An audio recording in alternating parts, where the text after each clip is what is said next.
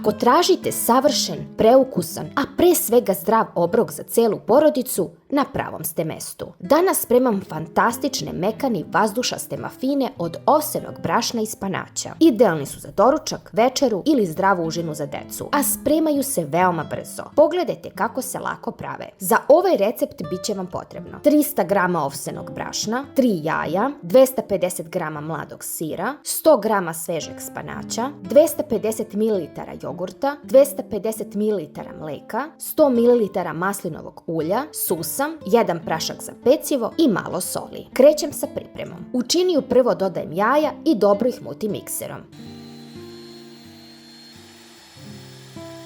Zatim dodajem maslinovo ulje. Uvek biram maslinovo ulje jer je prebogato antioksidansima i zdravim mastima koje su nam potrebne. Pa sve zajedno još jednom izmutim mikserom da se lepo poveže. Sada dodajem i jogurt, koji ovaj doručak čini lakšim za stomak i idealnim za početak dana.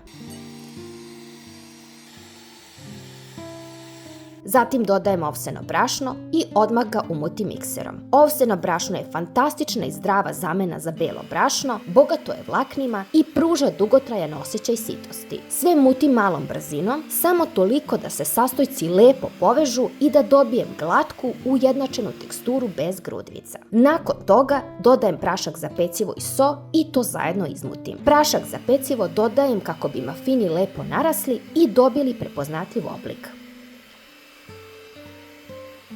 U smesu zatim dodajem mleko koje će dodatno hidrirati ovseno brašno i razrediti teksturu do savršenstva, pa sve još jednom umutim mikserom. U nastavku idem bez miksera. Dodajem mladi sir, biram mladi sir jer se on savršeno topi i spaja sa spanaćem.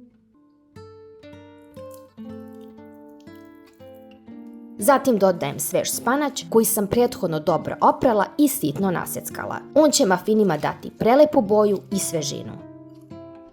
Sve zajedno ih kašikom lepo umešam.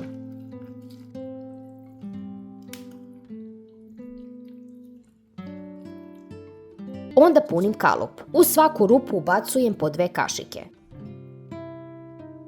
Od ove količine možete da napravite tačno 24 mafina.